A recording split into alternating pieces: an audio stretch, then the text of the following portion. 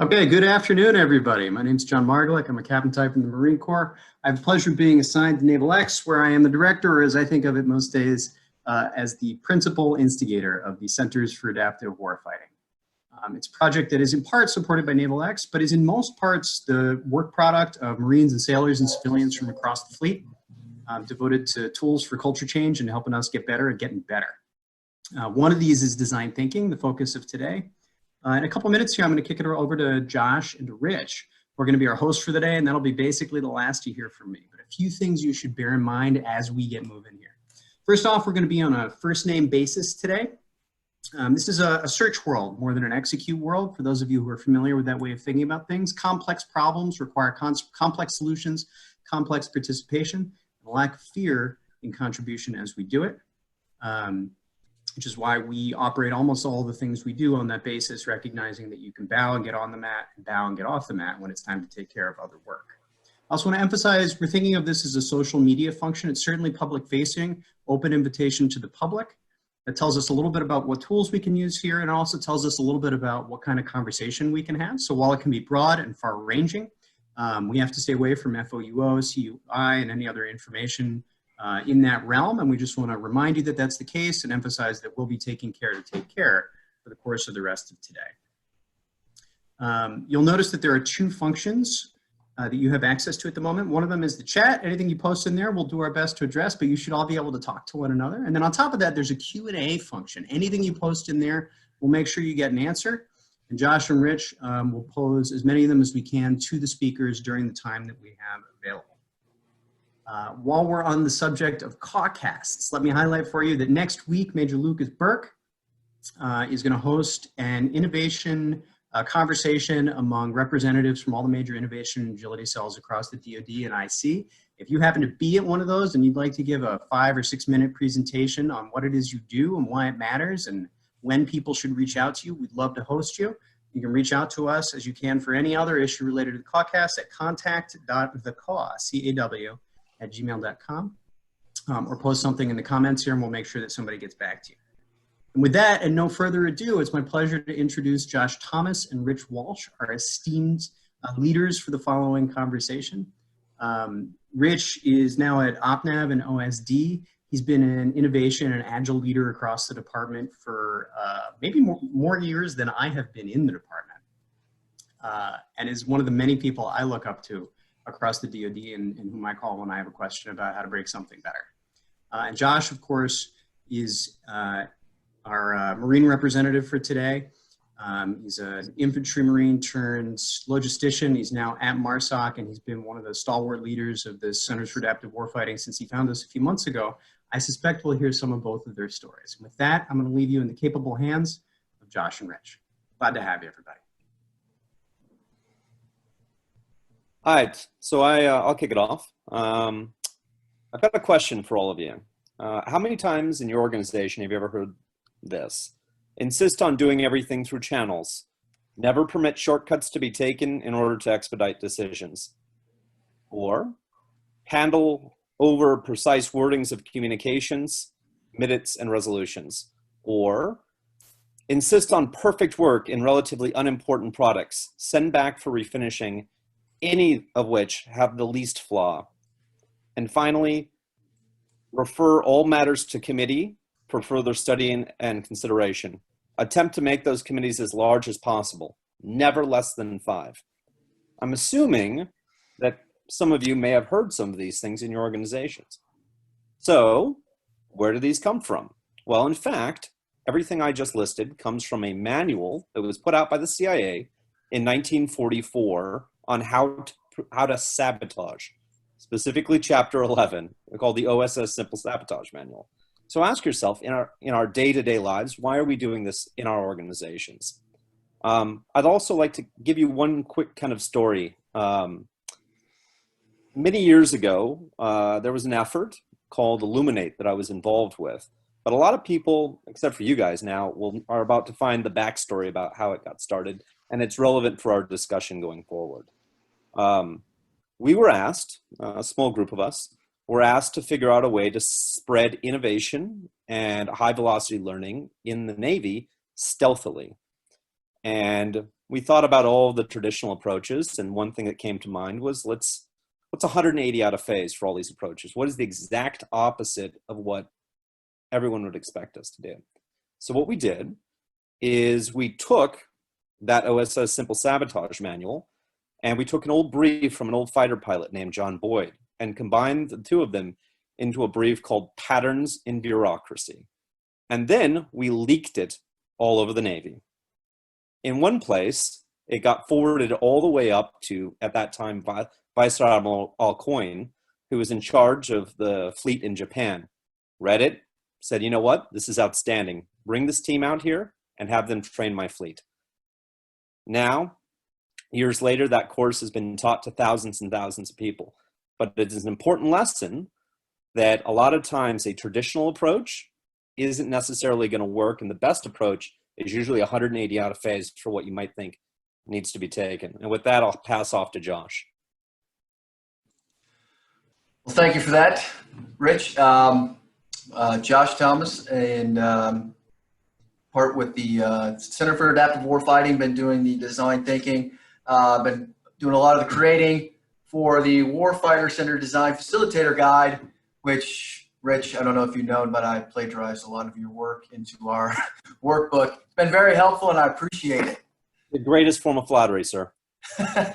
So been putting that together and facilitating, doing these design thinking courses, and just encouraging people to work better as teams and use some of these methods in other ways.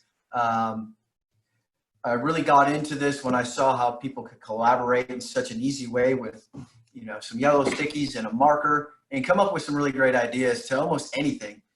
You can, to after action reports, or just putting a simple plan together to get everybody's input, because there's really no bad plan. You take everybody's plans together, you can come up with so much better.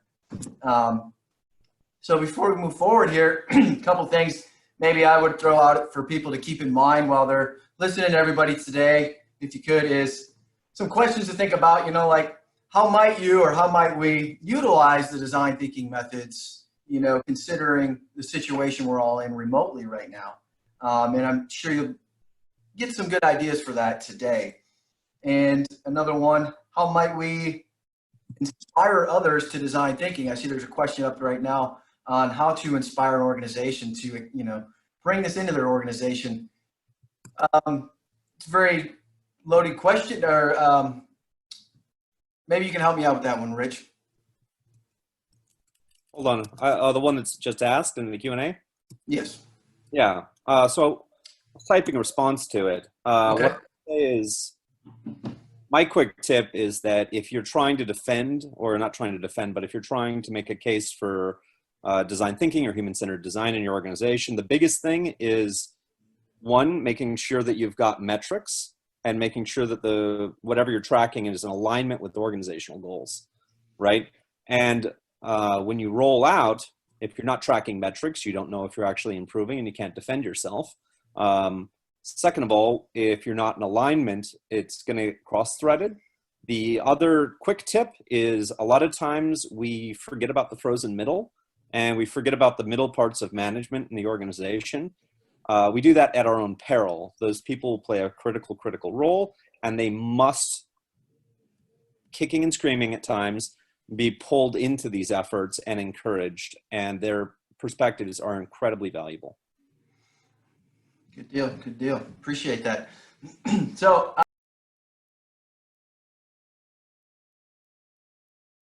without further ado, we're going to introduce our first speaker today. His name is Drew Barker. I have this. No, he's not. He's not the first speaker. I apologize. We have Ryan Keller coming up. Ryan, are you there? I am.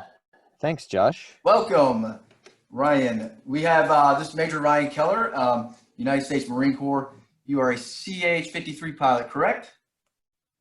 That's correct. Excellent, excellent. And been doing design thinking for roughly 4 months plus, utilizing it in different ways.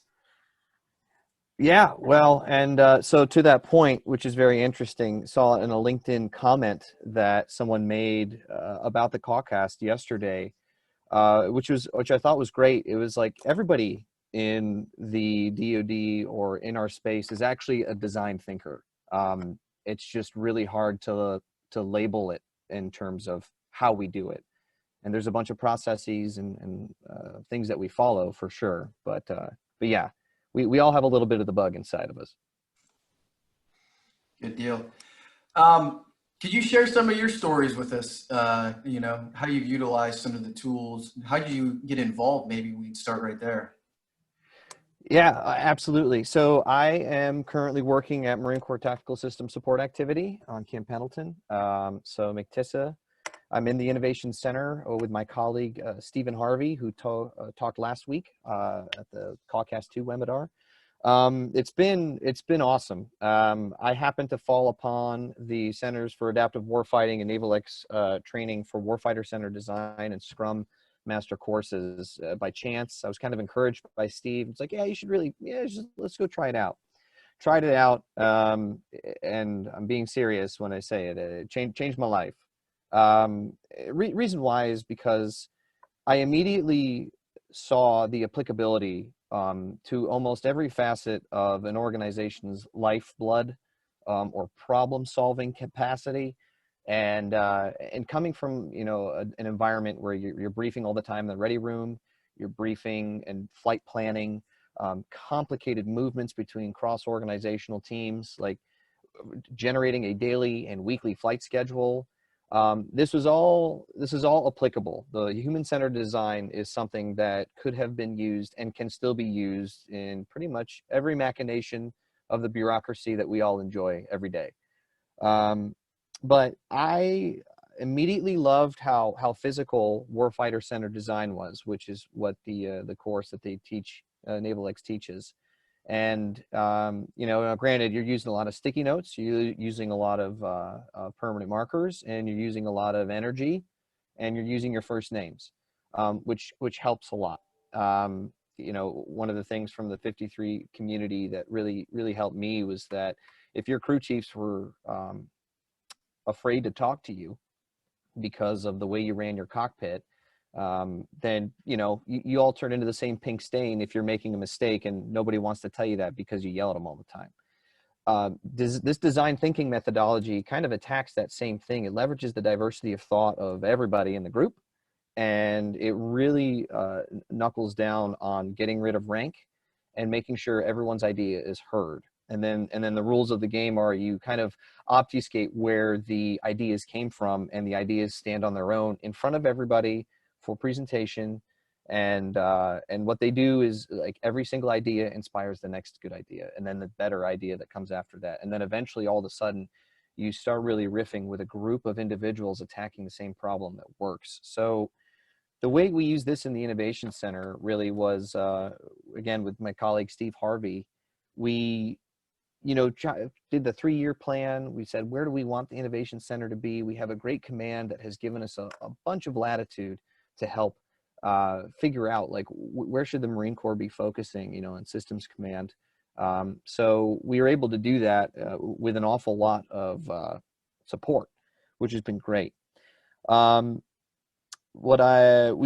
talked about, like, a cloud infrastructure development where everyone's used to coming into a boardroom and sitting down and we all sit around a table. But we set up a warfighter center design workshop, and we had people, you know, your weapons of today are your sticky pad and your Sharpie, and thou shalt write in all caps, and thou shalt listen to us. However, we're also going to use first names. And we really got some good feedback from that group. More recently, I had the opportunity to visit Carnegie Mellon University with the United States Marine Corps Artificial Intelligence Community of Interest, and for 4 days helped facilitate warfighter-centered design with a friend that I didn't know that I had yet, named Tom Coulins, who I had never met before, but I know he had taken this course, and he was the only man who was able to make it out, because you do design thinking as facilitators in buddy teams. So we attacked it jointly, and we ran an OPT using warfighter-centered design, human-centered design. And so I have it pulled up over here because I write after actions for it. And I just want to read some of the feedback that we got from it. So if you think of an OPT, an operational planning team, typically you're like, haha, cool. It's sitting around a conference table. It's listening to an awful lot of folks talk about their ideas and listen to nobody else's. It's just a trudge through the mud. But I would like to think, successfully attacked a very critical problem in the Marine Corps that a lot of smart people are working on. And we did so with a wide variety of input, diversity of experience, and seniority. And now, granted, it wasn't all fun and games. At the end of those kind of 4 days, we took all the ideas we generated and used with Warfighter-centered design. And what we did was just roll that up into a document that is recently presented at DCI. So I'm still waiting to hear feedback. I'm on pins and needles. I really hope it landed well, but we all felt really confident that all of the experience and all of our input was heard by everybody. It was all captured in equal weights in the final process that we put together. But again, getting back to feedback, so there's a process we do called Rosebud Thorn, where we ask, hey, what are the goods, what are the potentials, and what are the bads? But so there was some really good, it allows for new perspectives to be discovered. Warm-up exercises. A big deal for this was really, breaking down the things. Oh, hey, Mike. That's one of our guys that we're working hard here. Social distancing, though, 6 feet. So what we did was totally lost my train of thought. I'm sorry. I'll go back to the feedback. But we had we had a lot of people and some good feedback, like less programmer jokes, please, is what we found out, because there were people in the AI community of interest who weren't programmers or worked with a lot of code, but they knew a lot about contracts and fiscal, and their input was super important because it brought the perspective that we needed to help communicate the final deliverable to the group. So it was great. I immediately saw back in January when I first learned about it, its applicability to my previous MOS, or my current MOS that I'm not doing, but we've immediately implemented it with our team here at McTissa, doing an awesome AI project. And the last thing I say is that worked was that Warfighter-centered design allowed us to break down a project that we were all kind of waffling around here in the tactical AI cell, that we knew kind of what we wanted to do, but we really didn't know how to do it. Went to the course, Steve and I, came back, spent probably about 3 hours really grinding down what it is we wanted. Sounds like a scary time investment up front, but holy smokes, at the end we had epics. We moved that into Jira and DI2E, and we haven't done Warfighter-centered design because we're now in our 5th sprint of the Scrum process, and it worked out incredibly well. It worked out so well that, as a matter of fact, we posted our best velocity these past 2 weeks, which happened to be, the height of the pandemic. So not to make light of the current situation, but it was all started with design thinking, including the team and helping everyone have purchase and value in thought. So it was awesome. I am a true believer. I plan on bringing this everywhere I go. I really couldn't say enough about it. So really the last thing is, back to the point that Josh had mentioned, this was like we're all design thinkers in the military. As we're going through and we're leading people, we're trying to solve a complex problem. We're supporting those who are working with us and for us. This is an incredible way to bring people into the fold and to allow them to do that. It's been a mind-blowing experience for me. It's been an excellent opportunity for me to watch the process of discovery in participants' eyes as they go through this process. They're just like, holy cow, I've never done this before. And I can be like, yeah, I know. And you want to do it more, don't you? Yes, you do, every single time. So Warfighter Centered Design really was like the diagnosis to all the symptoms that we all have collectively. These are all the things that, I kind of know what I want to do, and I feel like this is what needs to be done, but I really don't know how to do it. And this is like a doctor coming up and telling you like, well, you have WCD. And you go, wow, it's got a label now. I now know what to do with it. I now know what to research with it. And you can go to the NavalX doctor's office and figure out all about how it works. So with that, I will concede and step back because I think I've been running my suck for too long. Yeah, that was great, Ryan. Appreciate all the information and sharing your story on how it works and some of your user stories. The rosebud thorn, definitely one of my favorites to use. I've mentioned to a few people, it's great for like a command climate, at almost any size, whether you're in a little team or in a, however size you want to work. You can get a lot of good information out of there and put it to good use. I see you see that question there, so I won't even go ahead and ask. I'll let you take it. Yeah. So unfortunately, Devin, what I was unable to do is take human-centered design and warfighter-centered design like to the squadron environment. That is something I wish I could have done. So it'll be 11 years in the Marine Corps this summer. So I am like ready to take this to wherever I go next. The true test will be to go like back to a squadron, a busy squadron environment, running daily ops with a maintenance section that is overburdened, overtasked with aircraft that are not ready to fly, but we need them to, and seeing if this can take hold. And I truly believe that it can. So, but when you're thinking about it in like the Marine Corps planning process or R2P2, this would be a tremendous way to break up into teams that have a task to solve. Like the best way I can probably describe it is you give commanders intent to teams that can satisfy the goals that you have to hit in McPP or R2P2, and then you allow people to iterate. That will take an investment up front. You will have to let people know like how it works. You may not have time to do an icebreaker during R2P2, for example. But if you have a team of folks that you've worked with and that you trust, I am almost ready to say the word guarantee, but 99.9% sure that something like warfighter centered design will absolutely contribute to processes that need to be followed because they're doctrine and there's the standard. But this will only enhance the framework that's already there, and honestly probably make it a little bit more fun too.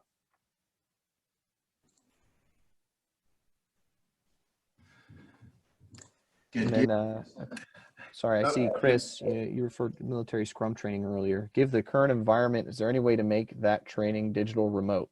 That's something I'll toss back up honestly to our fearless leader, John Margolick, who we've been toying with the idea in the background, clandestinely, but we're thinking about it.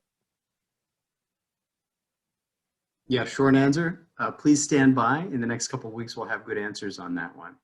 Works well in person. It's just a matter of finding the right tools and ways that we can communicate that make sense in the department and given our operating environment. But we'll do the pilots in the next couple of weeks. And we would ask any of you who are interested to reach on out to contact.thecaw@gmail.com, or you can reach me in the Marine Corps gal. It's jonathan.margolick at usmc.mil. And we'll put you right on the list and make sure that we're able to get to you as soon as we humanly can if we don't anticipate being that long. In that case, thanks for the, oh, hang on, there's another question. I'll answer this one and then I can answer offline for sure, because there's a ton of people we need to listen to who have some great experiences. How would you explain the benefits of a human-centered design approach to a commander who is comfortable in the traditional paradigm? So one of the best things, and we actually just ran a command climate warfighter-centered design workshop at my command because we told our commander, we have a methodology that we can pull people into the fold. We can solicit input from everyone. We can make it almost anonymous so that we can get the honest input. And I guarantee you we'll have something excellent at the end of the day. So what you can tell a commander for warfighter-centered design is that At the end of the process, you will have a solution, if not a list of many solutions to pick from and delve further into that have been jointly generated by your base, and they all want to communicate that to you because they feel comfortable doing it in the environment we provide.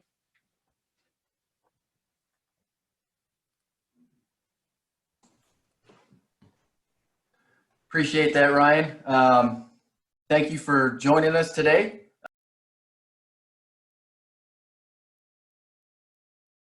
We're going to keep going with our next speaker. We have Dave Reynolds. Dave, you're an innovation engineer, if I'm not mistaken. Been doing design thinking for a couple years. Yep. Mechanical engineer by trade, is that correct? That's correct. Yes, sir. All right, awesome. Well, if you're ready, I will give the floor to you. Okay.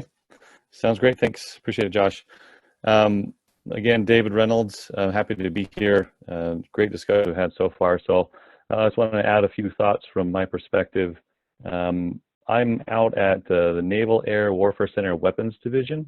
That's out here at China Lake. So anybody who's unfamiliar with that, we're part of the Navy. We're a research and engineering organization. So we do a lot of testing and development, engineering and scientific work.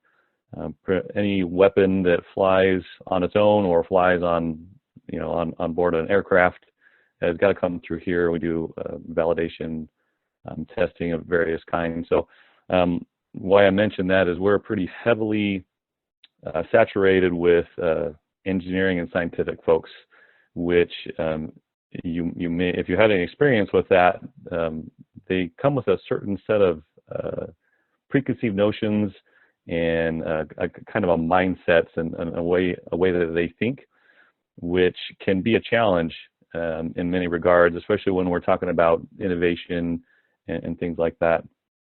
Some people kind of get stuck on that buzzword of innovation, and it can kind of turn them off if they're a subject matter expert that's deep in the field of aerodynamics or propulsion research, things like that.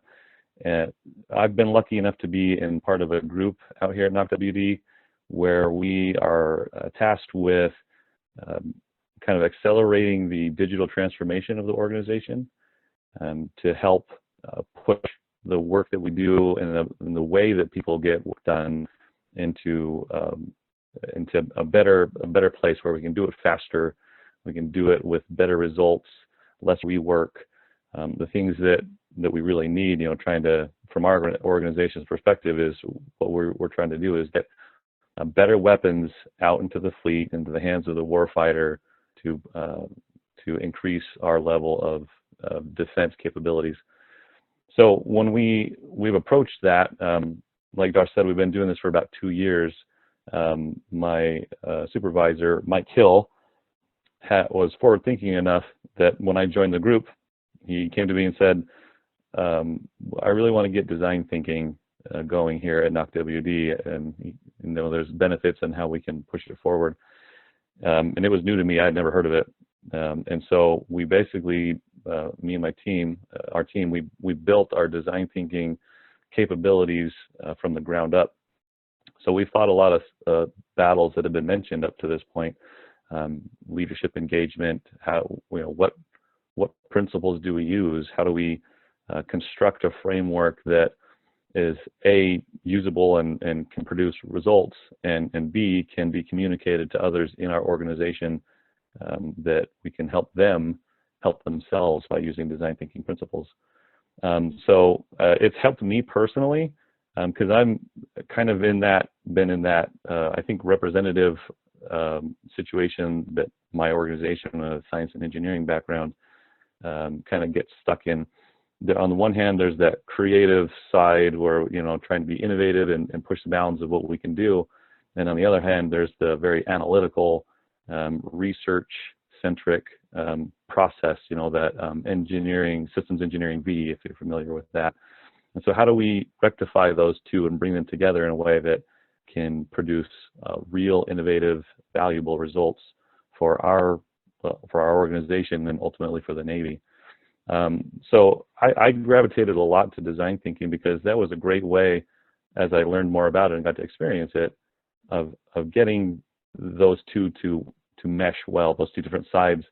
I think it's a Tim Brown quote, and I'll just paraphrase, where he talks about design thinking being a structured way of being unstructured, which I think is great, and it lands pretty well with our engineering and science community, because if you've experienced design thinking before, there's kind of a framework to move you through a process, to start from I have a problem to how do we get a solution that meets the need, that's grounded in understanding the people that we're designing for, that we're solving this problem for.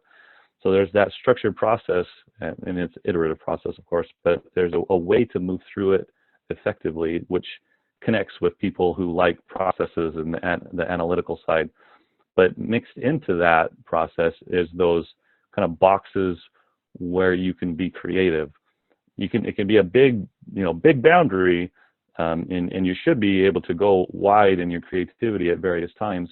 But then there's also chances to kind of filter down and start applying analytics to filter down your ideas and start converging on things that are going to actually work. So that's been really successful in many ways for our group out here, as we've kind of helped present that to people. Some examples of things that we've done. We've used design thinking to influence and revamp some of the ways that we acquire, transfer, and visualize testing and engineering data out on the ranges. So like when we do a test of some sort of weapon or something like that, they gather lots of data. How do we get that data in the right hands and visualize it and act on it? We've done some workshops fairly regularly. We do workshops. For example, we've done some things for the anti-surface warfare questions they had for a need that they were trying to address. We've done things from like helping to design a project management curriculum to what's that going to look like for our organization. We do a lot about technology transformation. My group in particular, we're the Digital Innovation Acceleration Team. So we put out products that help with digital transformation, accelerate the workforce and able to get work done. And we eat our own dog food. We do design sprints internally to try and understand the folks that we're designing for, and then iterate on producing products, or how we make products, how we present them, how do we implement them. Pretty much any challenge we're facing, we use design thinking for on our own. And sometimes we even do design thinking sprints because we want to produce an infographic, something as small as that, and it works pretty much at any scale that you can think of when applied in the right way. I wanted to share an example. I'm going to share my screen here and see if that works all right.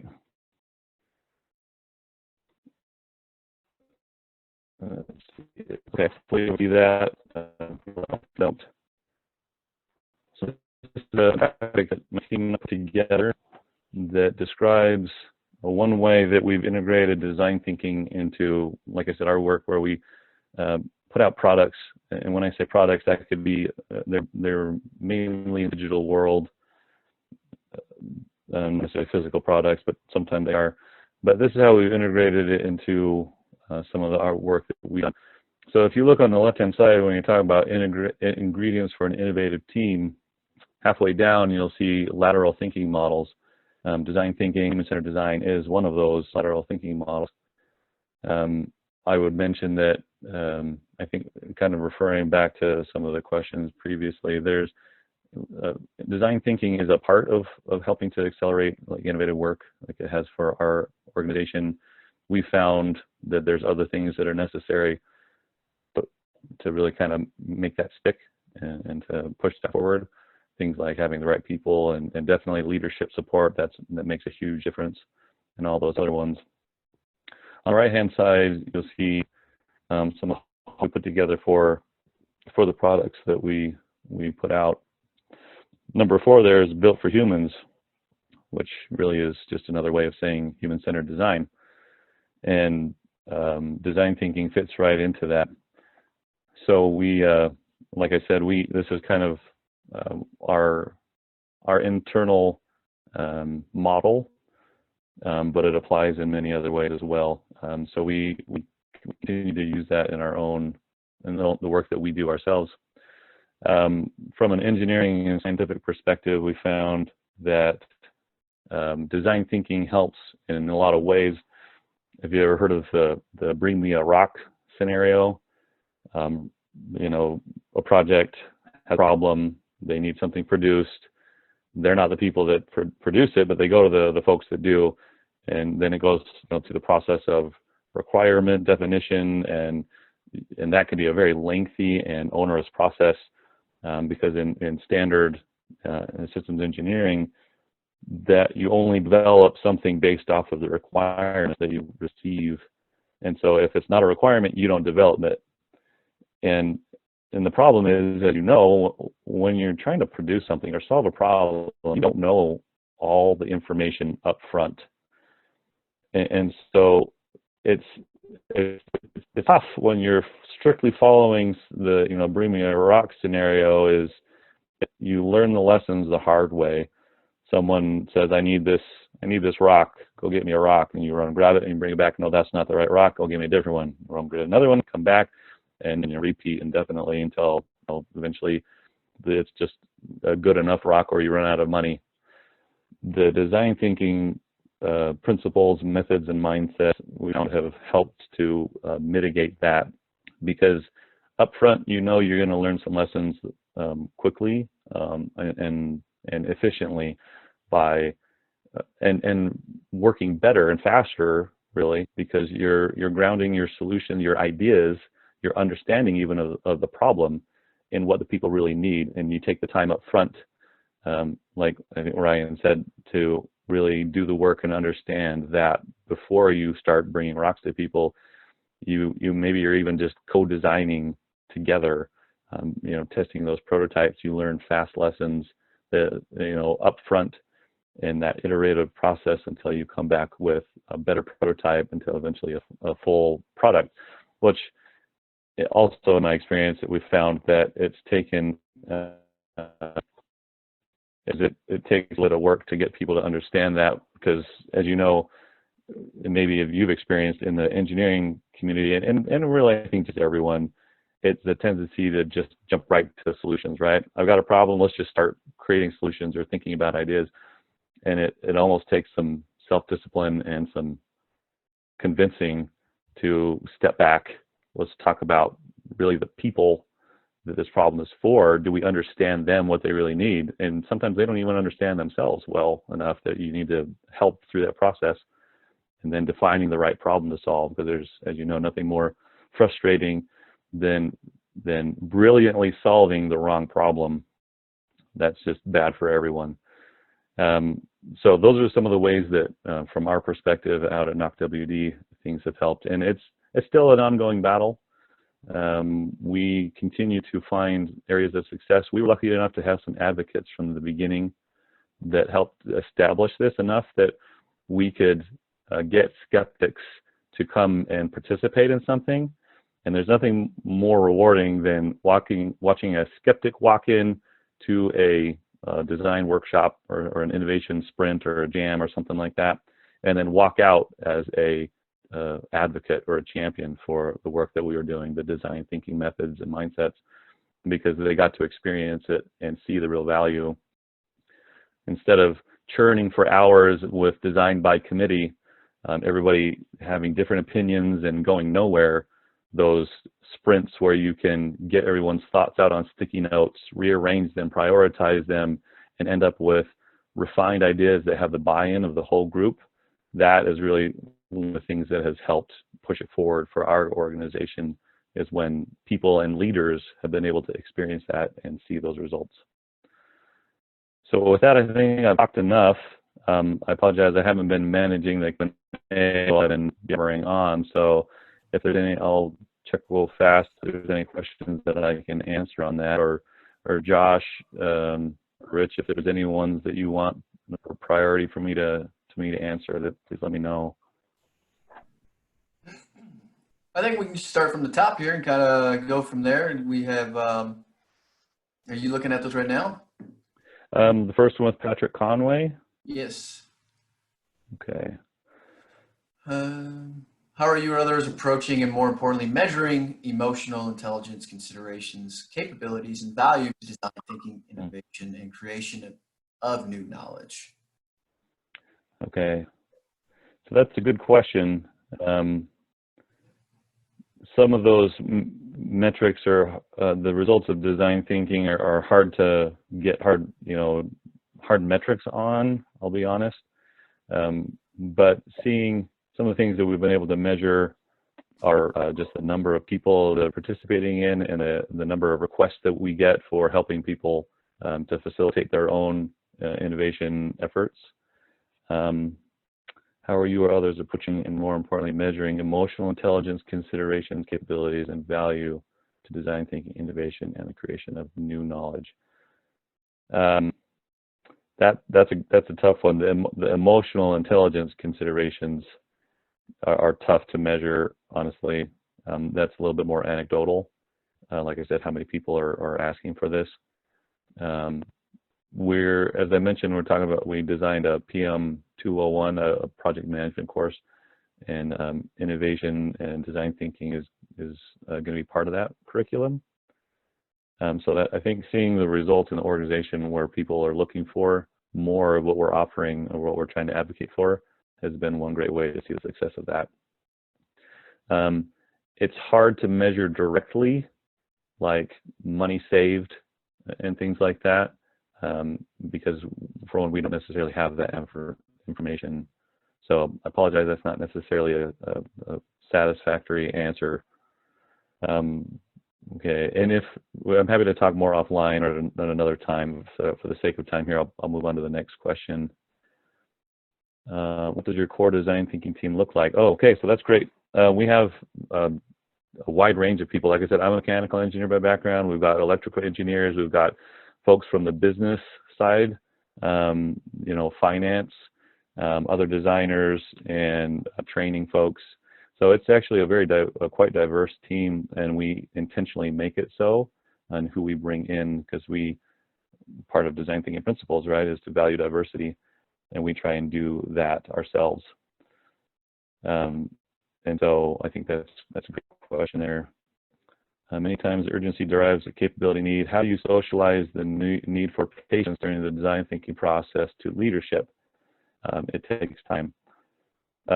Yes, that can be difficult, and sometimes it's person dependent. I think what's helped us is having advocates at the leadership level.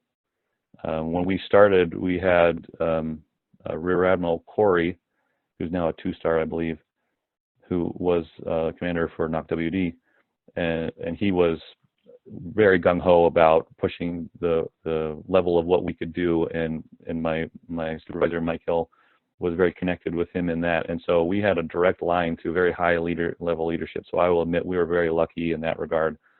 So my recommendation, I suppose, would be to find someone that can be that catalyst at a leadership level.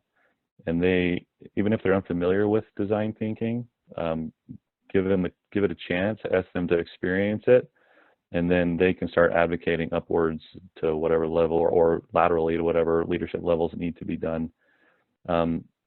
Sometimes, like inside a workshop, when we have a bunch of leaders and some of them might be skeptical, and we're trying to build them up to get ready for this, when we talk about the need to step back, I mentioned things like solving the wrong problem, which pretty much everybody has had an experience with. And that kind of helps develop the value in their mind of, okay, maybe if we step back and take a minute to really understand, we can solve the right problem first, which takes a lot less time than solving the wrong problem, realizing it, then having to go back and figure out how to solve the right problem. So there's some ways to kind of sell it for leaders and other folks in there that stepping back actually help to move forward faster. In the Marine Corps, I've heard the phrase "slow is steady," slow is smooth, smooth is fast. There we go. Slow is smooth, smooth is fast, and that works whether you're reloading a weapon or whether you're doing design thinking efforts. let's see, I've got just a few minutes left. Is that right, Josh? Or do I need to end it here? You've got a couple more minutes if you want to take a couple more questions that are hanging out here. Okay. All right, let's carry on there. See, Chris asked, I'm specifically grateful for you guys to do technical. Well, thanks. We're happy to do it.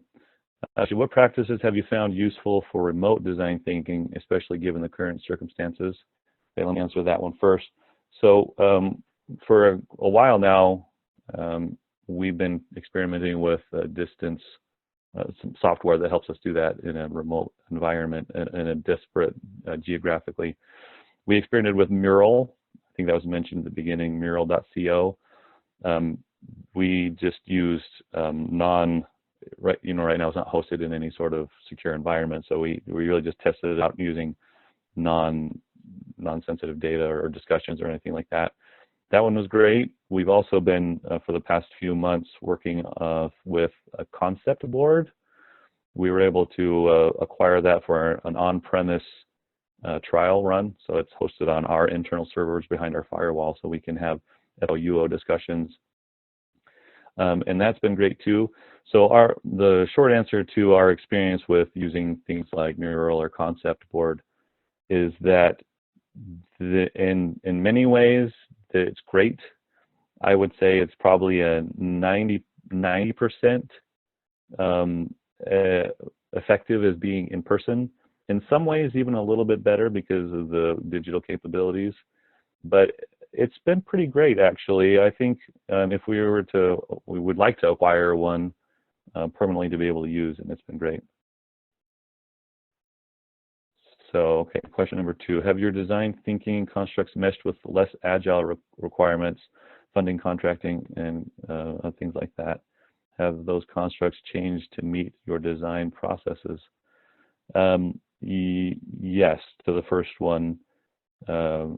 Mesh with less agile requirement. Yeah, so funding, contracting. So design thinking you can use for, as you may already know, for anything from systems to processes to experiences to products, whether they're digital or physical, and just knowing how to implement that in different circumstances is some of the nuances that come with experience, I think. But so we've helped people with like their 219 funding process and some of the way that they've moved it along, as well as front ends on how do people engage in asking for funding. How do they manage that? The success has been mixed. It depends on the program or the project or the team that we're helping with, whether they adhere to some of the principles that help them move along, or sometimes there is a temptation often with folks to fall back into what they know, which can be good or bad. And so the success has been mixed, and some things great, and some things need to be worked on. Let me ask maybe one more question. How much team building is usually required in advance of a workshop? I would say little to none. We've had workshops where it's been a group of 30 engineers and leaders that some know each other and some don't, and we've tried to have diverse groups so not everybody works together.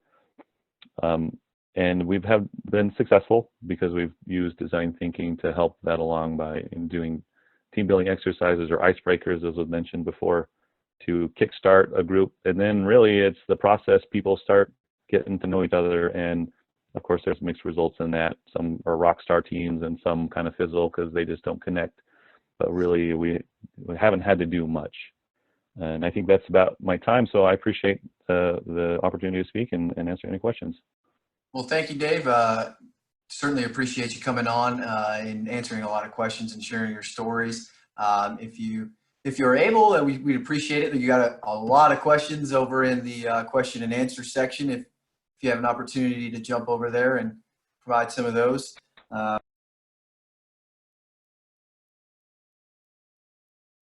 We were going to continue on with our next speaker. Vinny, are you there? Yep, I'm here. Oh, welcome. Major United States Army. It is a 48 Bravo, is that correct? Yep. Excellent, excellent. Western Hemisphere Foreign Area Officer, if I'm not mistaken. Awesome, awesome. And you've been doing design thinking for a couple of years now. So you really enjoy it, much like most of us do. Without further ado, though, I'm going to let you go ahead and take control and share your stories. Okay, hey everybody. Thanks. I have to say it's kind of an honor to be on this panel with a bunch of people that have a lot of experience. So I would consider myself more of a novice when it comes to applying this. But what I'd like to talk about today is kind of a case study, one situation where I applied it where I currently work, which is the Inter-American Defense College, and kind of the lessons I learned there. So let me share my screen.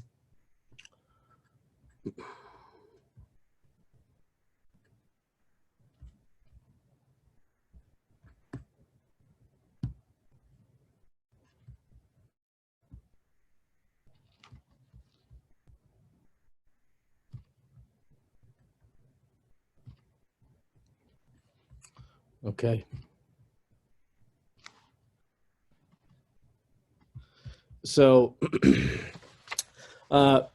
kind of what you can think about is the way our college is set up. The Inter-American Defense College is essentially an organization. It's a school. It offers a master's degree in Inter-American Defense and Security. We belong to the Organization of American States. We're part of an organization called the Inter-American Defense Board. You can kind of consider this like a NATO equivalent. So in the Western Hemisphere, you have the OAS and the Inter-American Defense Board, and then in Europe, you have NATO. And so I'm part of the US element that works at the college. And so the two elements that kind of play into how we operate are obviously DoD and then accrediting standards.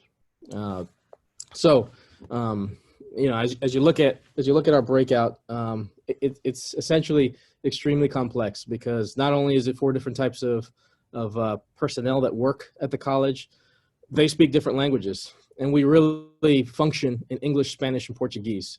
But our degree is delivered in French as well, so there's a necessity to interact with diplomats and representatives from the Organization of American States that speak French. And so the reason why we applied design thinking was essentially because I was working inside of the group that was trying to begin the process of accreditation with Middle States. And so Middle States is a regional accreditor. So, you know, if you go to Georgetown, they're regionally accredited by Middle States Commission on Higher Education.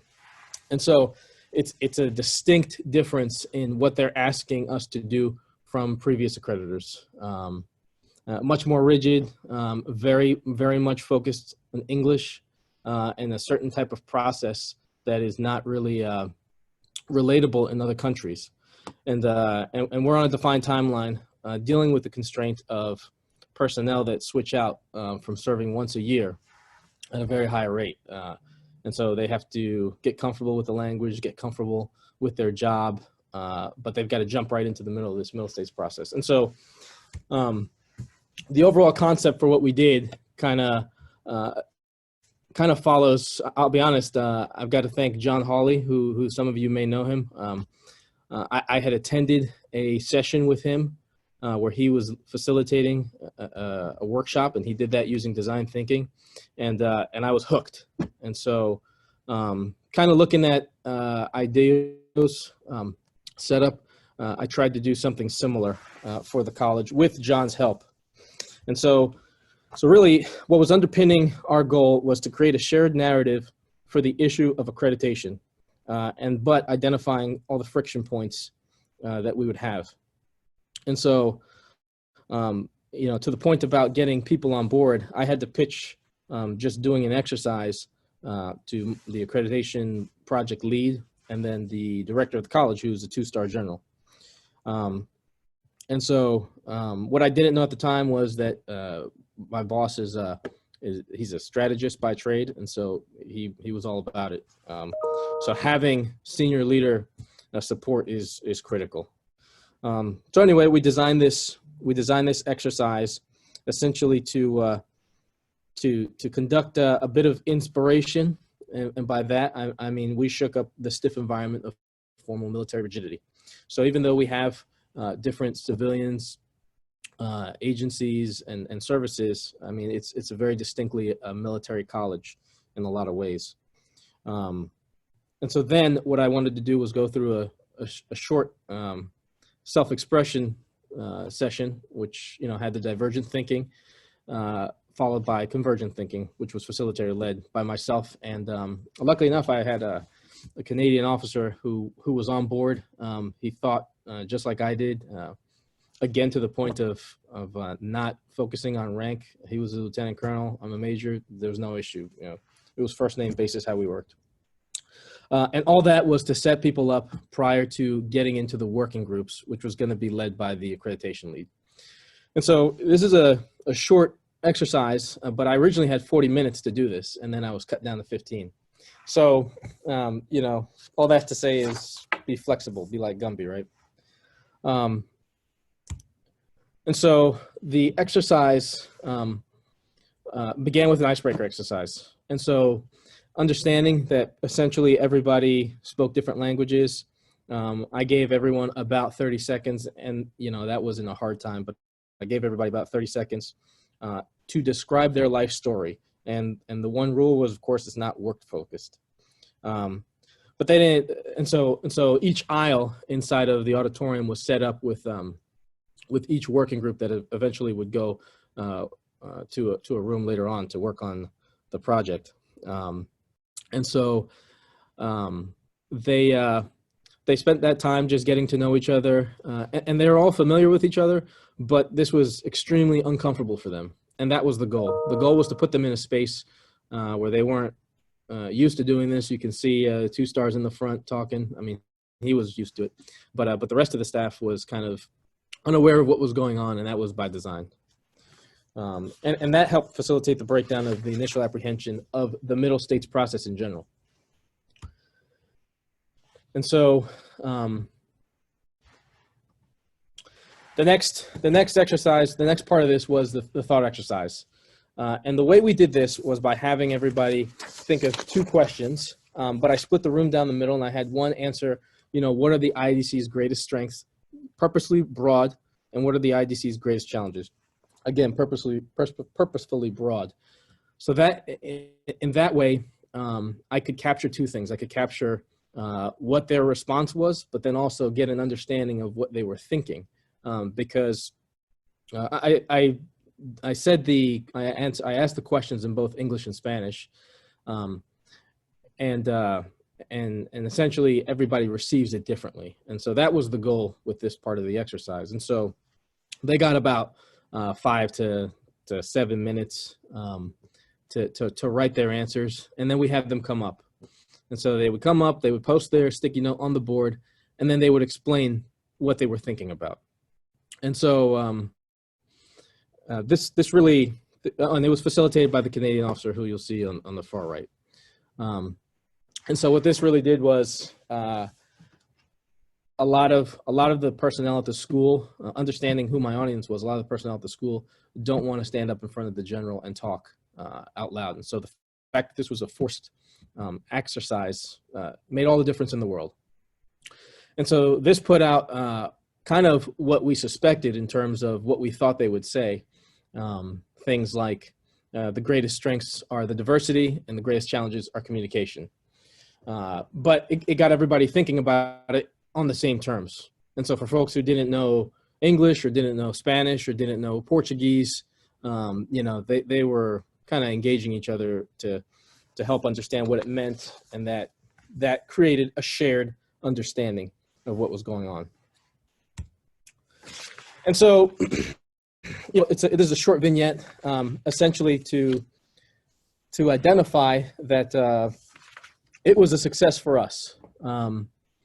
The short exercise ended up causing a paradigm shift in the way that they thought, which put them in a successful end state where they kind of knew who they were going to work with. They knew what every other team was going to work on, and every other team had to work on a different aspect of what the accreditation process was, but they were all coming from the same starting point. And so in terms of an international context, I mean, no matter how complex the interests are or how varied the backgrounds are, this type of exercise truly facilitates coming to one page about what you think the problem is. Inducing comfort is probably the most important tool that I found in this process, because if it's facilitated properly, then you take them from that discomfort to understanding and a shared understanding. And then this iteration kind of helped the working groups work better together, because they understood that this was something that they weren't aware of before. And yes.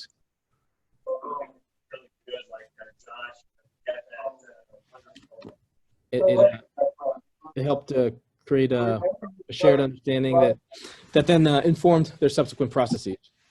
But inside of the context of an international event, in the context of an international organization, really, we saw these things. I mean, the individual biases are key. Coming down from what background they have, how they grew up, socioeconomic level informs how they answer questions, to cultural biases that are prevalent for certain countries or certain parts of the region, to institutional biases that, it talks, that would describe whether they're army, military, civilian, what have you.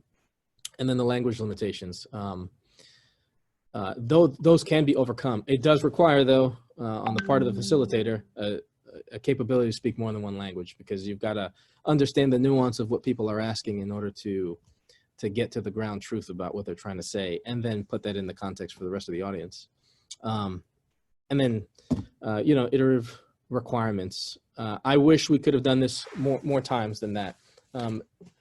But all in all, it was a short exercise that worked out really well for the college. And so the follow-on was that for me personally, I ended up leaving the accreditation group. So I had wanted to continue this process for the Middle States accreditation, but I ended up going to work for the director, and it was beneficial because now, from his level, we use design thinking for solving strategic problems at the college.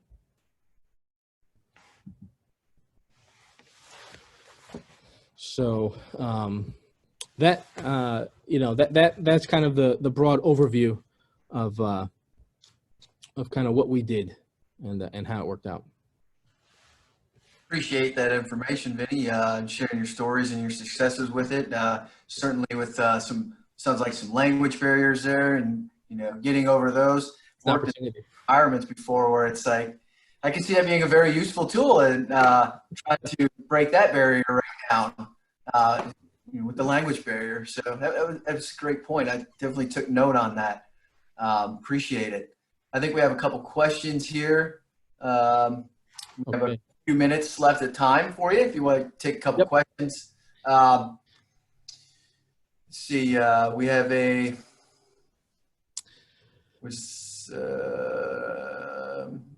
so the first one is with language variation between working jointly. Yeah, that's significant. It ran the gamut of, we're heavily Army, but also, we're heavily military, and that's spread pretty evenly across Air Force. So let me rephrase that. So across all countries that serve on the staff, which is about 15 to 17 at any given point in time, mostly end up being Army, a good amount Air Force, and a good amount Navy. And, by exception, we do have Marines. But yes, so within the service across countries, the language is very similar. But across services, across countries, there's a lot that you have to translate. And then you have the police, because in Latin America, there's a significant number of countries that don't have a military, and so their police force is kind of their defense force. And so, so there's a lot of learning in that context, apart from the diplomats that serve on the staff and the government civilians, not just from the U.S., but from other countries that serve on the staff that have a completely different, lingo. Appreciate that. I think that kind of answers that one up. And We have one from Susan, opportunity to work at a Portuguese shipyard through the Blue Tech Accelerator. Are you aware of any avenues available through the international forces for? That is kind of the way that something like that could happen is if we talk offline. So at the college we focus strictly on the education of these member states that come to get a degree in the U.S. But for something like that, which is more operational, we'd push that back to the delegations that are in the U.S. Good to go. Hey, well, Vinny, I thank you for being on. Appreciate the presentation and the information. Definitely showed some great things in there. Hopefully a lot of people learned some things and some new tools to move forward with. Appreciate you. Thanks for having me on.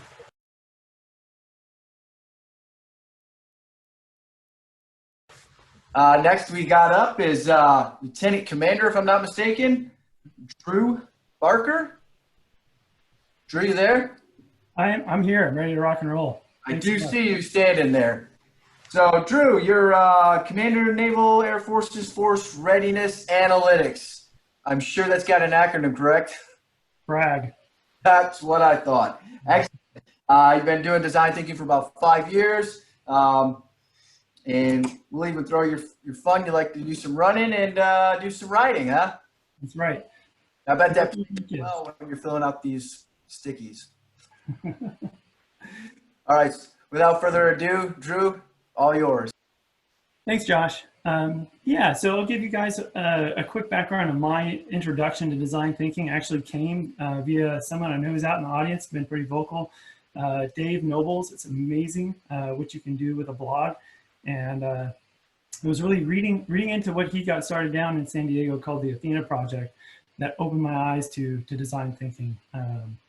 The heart and the passion was giving sailors the tools and the opportunity to take their ideas for improving their ship, for improving the fleet, for improving their area wherever they're based, and turning those into reality.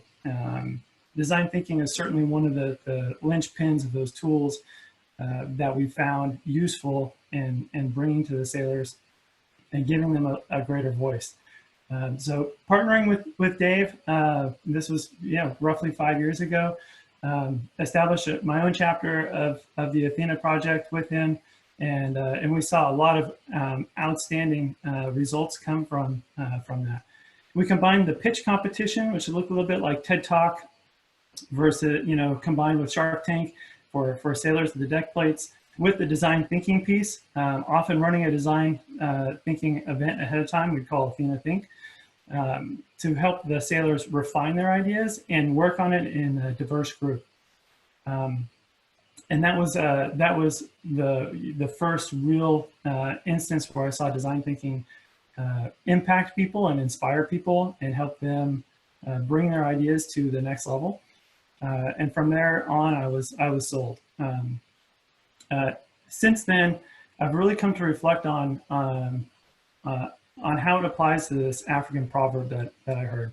If you want to go fast, go alone. If you want to go far, go together. Think about that. The nature of the diversity of thought combined against your problem will help you go further. The beauty of design thinking is that it enables you to do some of both. You can go fast because your team of diverse thinkers is acting more as one than as a diverse group.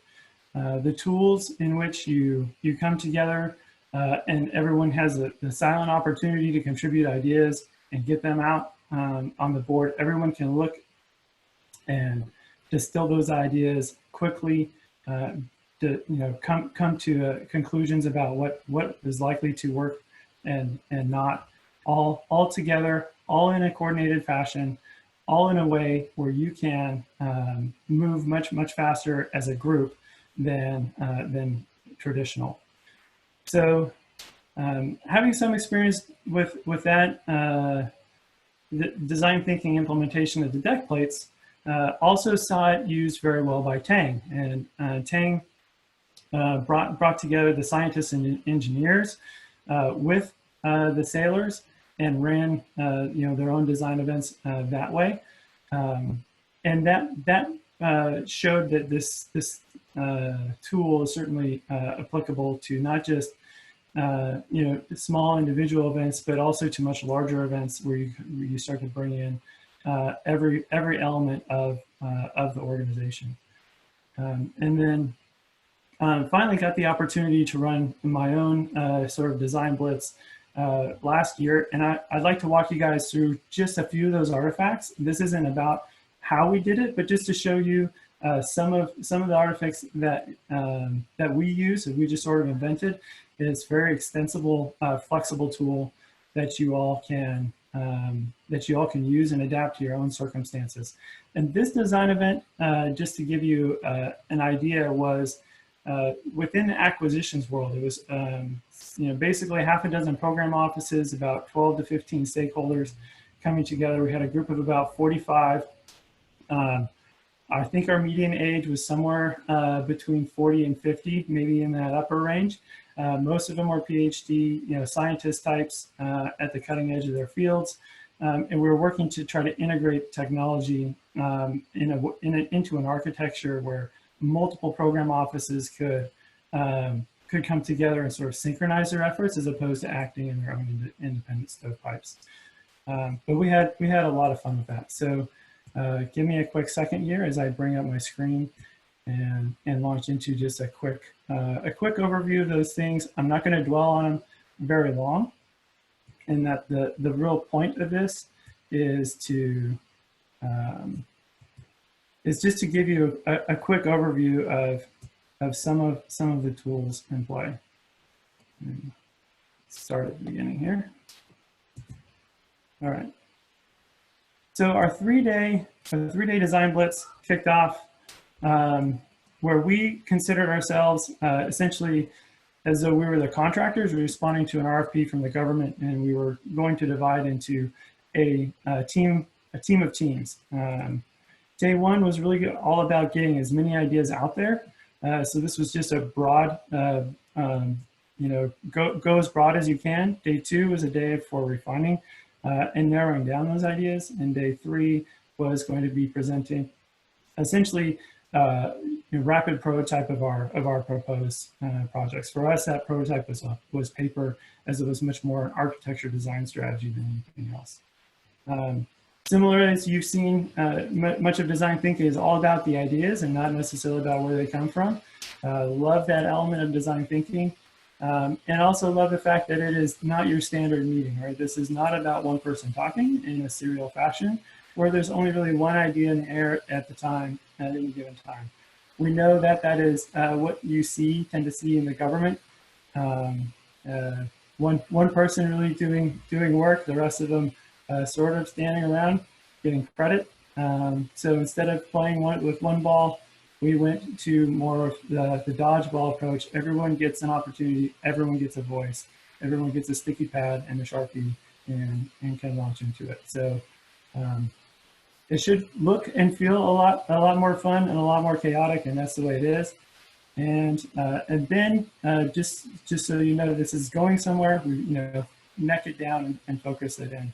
I had to show these engineers like this can be done in an organized fashion, and there's actually a lot of structure to it, and they became much more comfortable with that.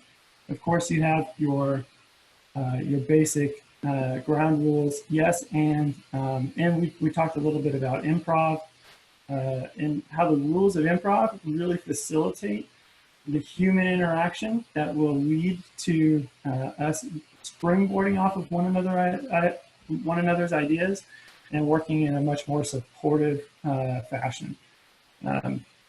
Overall, if people have reservations or doubts, we focus them into turn those reservations or doubts out of statements and turn them into questions. Help the speaker, whoever was posting the idea, dig deeper into some of the specifics, because in that way we can refine each other's ideas much better. Ultimately, by bringing this large group of folks together, We were not looking for any local optimum, but we're looking for where we can get to the best optimum for the entire organization or global. It's a journey. Certainly takes an adventurous spirit. But then I'd also like to give a quick notice in that journey. There are a lot of tools out there. For me, I was fortunate to get trained by Think Long, and those guys have a great program. They also have a military discount for all of you who are active duty. So please be sure to check that out. They also offer free resources. Essentially, once you buy the book, you can log in and get a whole slice of their portfolio of products. A couple of other pieces that I used to pull into this particular sprint was Get Back and business model generation, and I'll show you real quick how I folded those together. So we were thinking strategically. We were trying to break the status quo, and we were taking a little bit of a page from Viktor Frankl. So if you're familiar with Viktor, he spoke to live as if you were living a second time, as though you had acted wrongly the first time. This was a pre-mortem. Essentially, if we were to go forward the way we do things in our traditional sense, where would we go wrong? How would we be looking back and regretting, those things? And so for us, multiple program offices all working independently, what is that naturally going to result in? And after contemplating that, then take the bold path to doing it differently, better, as though you get a second chance. We did a moonshot drill, followed by bringing those ideas down into just a few, and incubating those ideas with prototypes, and then we red teamed those prototypes for further refinement, and then finally presented what was most compelling out of what came out of all that. And following that presentation, we started to knit the ideas together that came from the 3-day conference, pulled together something that was pretty dramatic. So with that, the rest of that is a little bit more of a how-to, how to write stickies and all that sort of thing. So I'll skip over that for now. But just to get another idea of some of the extensibility, we created a whole set of our own canvases for the sticky notes. So mission model generation, and there's been a couple of iterations out there. We created one that worked for us based on what we were going after. An architecture, since we're building in an architecture, we also did some thinking about, okay, what are some of the things that we want brainstormed on, and we want to go broad and narrow on for that. There's a whole set of different tools to be able to use, which is a big portion of why I've really come to enjoy design thinking. So with that, I think I'm going to pause here and see if I have any questions. And while I unshare my screen, Josh, if you would let me know what's being asked. Yes, appreciate the presentation, Drew. You have a question hanging out in there. I'm not exactly familiar with the acronym, but are you an AEDO, Alpha Echo Delta Oscar?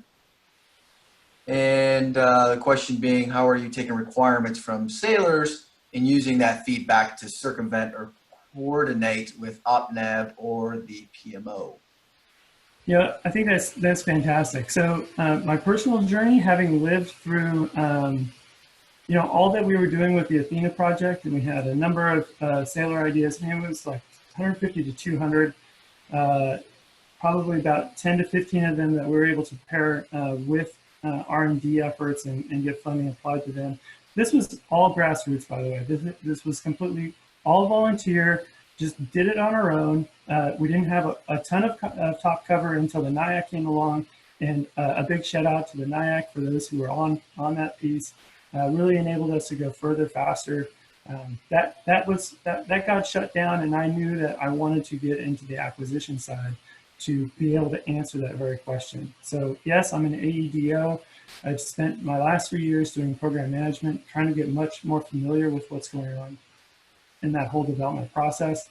And now I'm at the TICOM level. So went from the acquisition side, I'm still as an AEDO, but back onto the operational front to look specifically at how we funnel requirements. I'm not saying that we've got it solved now, but that is my focus for the next couple of years, is really looking hard at how we might institute some change within our policy and practices, even at the higher levels, to better facilitate leveraging the cognitive surplus, pulling those prototypes that come straight from the deck plates into the decision-making process of what we fund and pursue in the future.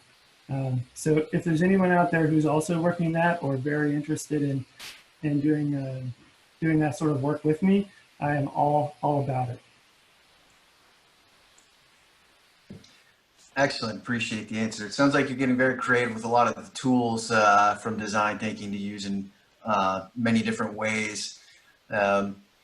I've got a question for you if you have a second, Drew. Is there any creative ways, one you kind of stick to that you've kind of come up with to use these tools by chance? I mean, just throwing stickies on board with groups of people in order to come up with something or whatever it was, anything like that?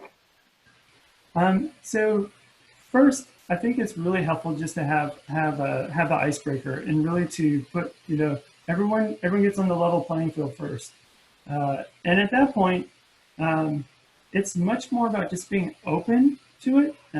And so the more that you can sort of establish that sense of openness and exploration, the better off you're going to be. So it can be just as easy as, well, why don't we just try it? Let's get some sticky notes and let's just start tackling one of the things that's bothering us now, and just start putting it up on the board. You may start to see some areas where that filters into some natural categories and that sort of thing. Honestly, the more that you play with it, the easier it gets to sort of manipulate and start to drive at value. I don't know if that helps, but that's sort of what you asked.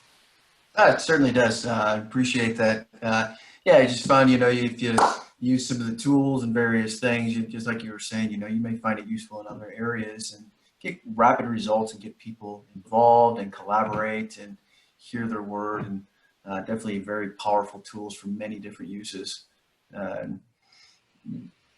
Appreciate that. So through that, has any of this, if you bring these and use them in different functions, inspired others, maybe, peers or subordinates or leaders, and they've come back and say, hey, that thing that we did in this, I used it over here. Have you seen anything like that, inspired them to use some of those? So funny you should ask. I was pretty trepidatious about introducing 6 program offices and a bunch of PhD guys that have never experienced anything like this to that process. They took that 3-day design event and ran with it. So I led the first one and sort of had roughly 4 or 5 facilitators that I coached through that process. And those 4 or 5 facilitators have since run half a dozen of the same types of events against as many different problems. So the level of adoption was absolutely surprising. Not just there for that event, but also in Athena, just to see it take off at the grassroots level when they had a little bit of top cover and they had some folks who were helping organize events. It was something that spread fairly quickly. Yes, that it does. That's good. That's good. I've had some similar experiences with that, and just showing the tools without actually explaining what they are, and people kind of grasped onto it and ran with it, and used it for their own things. Very powerful, and really good to see how they're collaborating like that and letting everybody have a voice. Drew, thank you for being on. Appreciate it. Thanks for answering some of the questions we have. Unless you have anything else, we're going to move forward with our next speaker. No, that's it. Thanks so much for the opportunity. I really believe in what you guys are doing, and way that you're living out the dream that Athena started in some ways, and being able to provide the workforce with the tools they need to bring their ideas to reality. Thank you. Excellent. Thank you. Take care.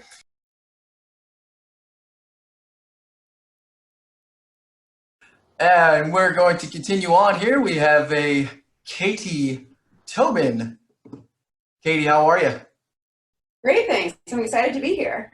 Excellent, excellent. Well, I'm just going to give the floor to you, if that's all right.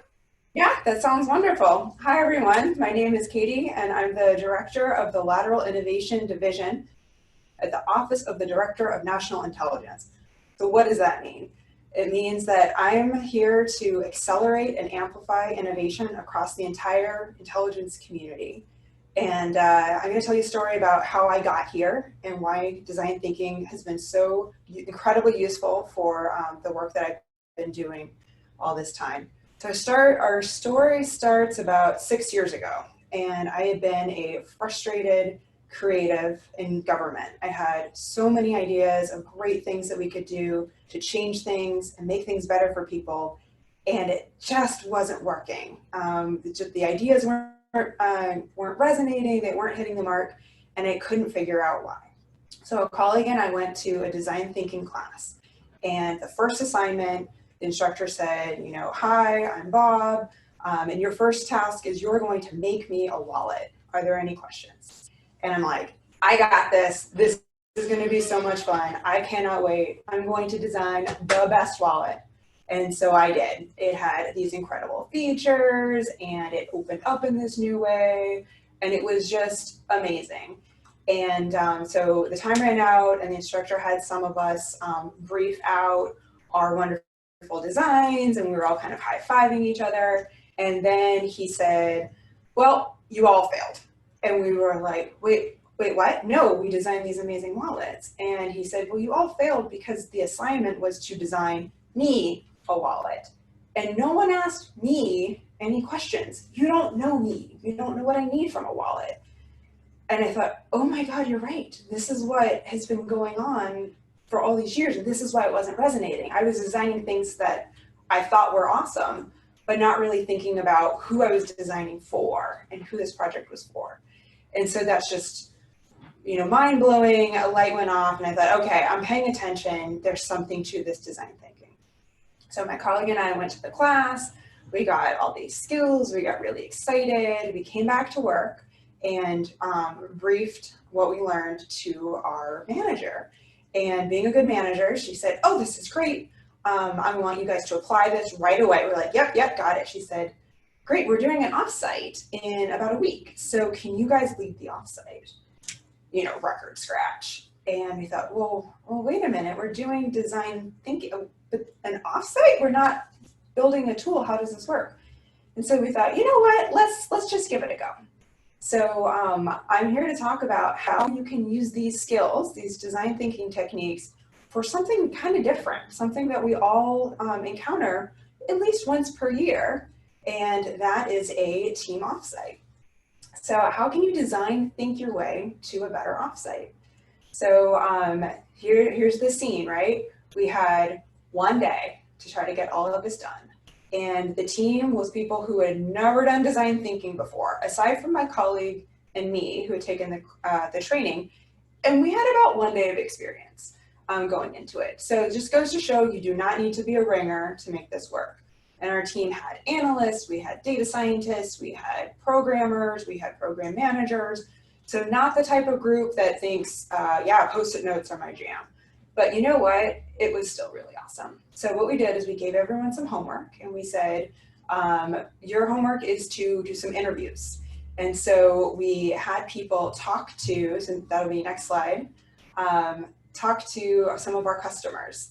So the people who were actually benefiting, we hoped, from the work that we were doing. And so we had people meet with a couple of folks, learn about how are they using our products or not, what they thought was working well or not, and their ideas for what we can do better, and just to be in listening mode.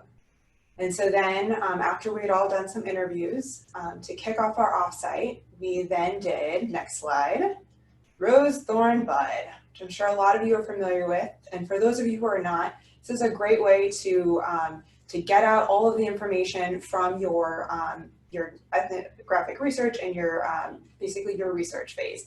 So what were the things that people said you're doing great at? Those go on pink Post-its. Where are the areas where they said, you know what, this just isn't doing it for me? Those go on the blue. And then for the things that they said had potential, those go on green. And then you put all those ideas on the board and cluster them based on topic. And you can really quickly see where are the bright spots. Those are mostly pink, maybe a little bit of green, and where are the pain points? And that's really where you want to focus, because that's where you know you can make a big impact. So we had this visually arrayed, and we're like, okay, now we know what problems we really want to solve. And so then that took us to the creative matrix. So how do you solve all this? And so we put our top problems that we wanted to solve, the things from the green-blue clusters, and then and those are along the top, and then the side were different ways we can solve it. So maybe we can use technology, maybe we can build a new tool, improve our current tools, etc. Maybe we can host an event. Maybe we can make partnerships, make some friends, have them bring us to a better solution. Or maybe it's just a matter of communication. So for each of those areas of intersection, each person had to come up with at least one idea. And so that was a lot of ideas, as you can imagine. And some of the ideas were really, really creative and awesome and workable. And some of them were just the thing that gets us to the next step. Like I always tell people, if you're having a brain freeze, just write puppies and move on, because puppies are often the answer, right? And so from all of these great ideas, we picked a couple that really resonated and then created concept posters, which is the next slide. So here's a concept poster about a concept poster. Very meta, right? And so this is a way to make an idea a little bit more real. So you give it a cool title, maybe a tagline, show why it's awesome, and maybe an image. You can do a representation of what it would look like, make it a little bit more concrete, maybe a timeline of your major steps so people kind of get an idea of how you're going to get to this wonderful place, and then some thoughts about what you would need to actually make it happen. So resources, endorsements, magic, etc. And so this is a way to take that Post-it note and make it a little bit more real without spending tons and tons of time and money on it before you know if it's worthwhile. And so then we all pitched our ideas and then did a dot vote exercise, which is the next slide. And so that's where we each had a vote and we could show where our energies were. So in this case, people like the title, the third reason, whatever that is, really, really hitting it home for people. And unsurprisingly, people love the picture of the puppy with a heart for a nose. Yeah, that's usually how it goes. So the reason why we went all through all of these things and in one day is rather than spending a day just thinking in more abstract strategic terms, we were able to really hone in on what our customers wanted us to do, where we could make a difference, how we could make a difference, and then playing out with some ideas and seeing where is that great trade-off between awesome impact, amazing revolutionary idea, and are we actually able to get it done? And so we walked away with some concrete, that those concept posters made it back to our office. And, by the end of the day, we were, next slide, high-fiving all over the place because it was so great. So I'll leave you with the end of those slides there. But, to recap, the reason why design thinking worked so well for our offsite is there were techniques that you didn't have to be an expert to do. Everyone went into it having never done those things before, aside from my colleague and I, and yet they were all able to follow along. It was very participatory. There's no way you can sit out and just kind of hang back when everyone is writing Post-it notes. They were also really good techniques because they catered to both introverts and extroverts. Especially on our team, we had a lot of introverts. And so the worst thing we could have possibly done would be like, hey guys, let's shout out a bunch of ideas. Like, I know a lot of you in the audience are just kind of cringing right now when I say that. And the extroverts like me are like on it. And so this was a really good way to balance it out and also to make it more democratic, because on our team, we had people from various seniority levels, managers, non-managers, contractors, staffers, etc. And so by using the Post-it notes and the design thinking techniques, we were really able to democratize, and everyone's ideas were equally valid, because once they were on the board, they became the team's ideas. And then again, we kept the users and our customers front and center. You know, we started with them, really empathized with them, learned about their viewpoints on how well we were doing. And then we were able to walk away with some hard artifacts of things that we could do that would help them. We put them up in our office and used those for the next few months as we were working on the projects. And some of the ideas, once they came back to the office and we shared them with customers or with other people, they maybe pivoted a little bit, or we realized that they wouldn't work as well. A few ideas we wound up combining, but the thread was there and the enthusiasm remained really high as a result of the offsite. And it just gave us that great guiding light for the next few months as we were working through it. So, so that's my favorite thing about design thinking, is actually you don't have to use it for necessarily innovative projects, right? It is not necessarily to build a better mousetrap or software tool or experience. You can use these techniques for something that that any team will be doing, and for much better results. So with that, I look forward to your questions.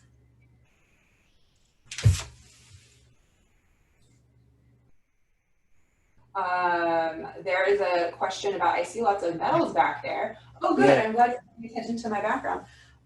Yes. So one thing I neglected to mention in my introduction is that in addition to being a dedicated public servant, I'm also an avid triathlete.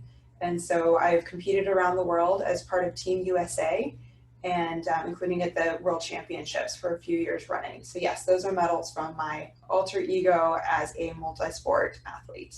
Thank you.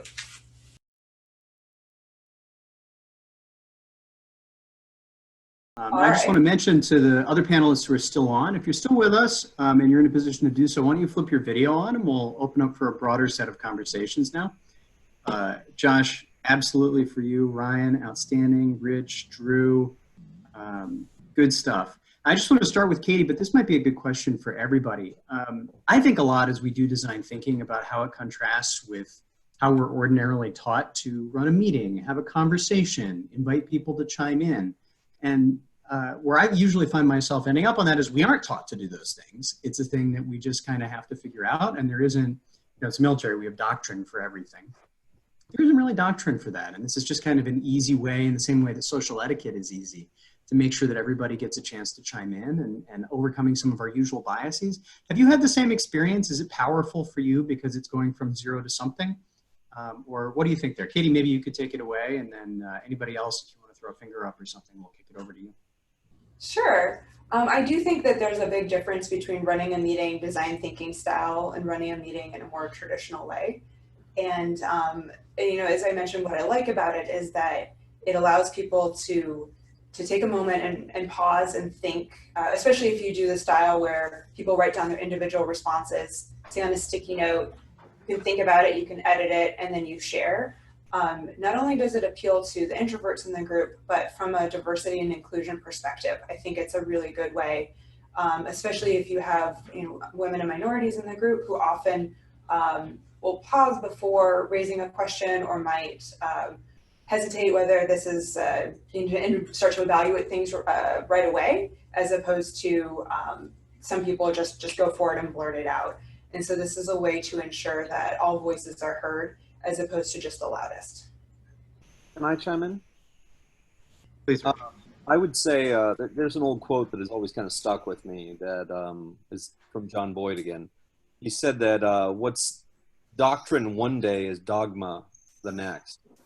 And I think that when you're talking about problems where there's a very, very clear and concise sort of frame of what the problem is and a clear pathway forward, it's, it makes a lot of sense to use our traditional sort of approaches.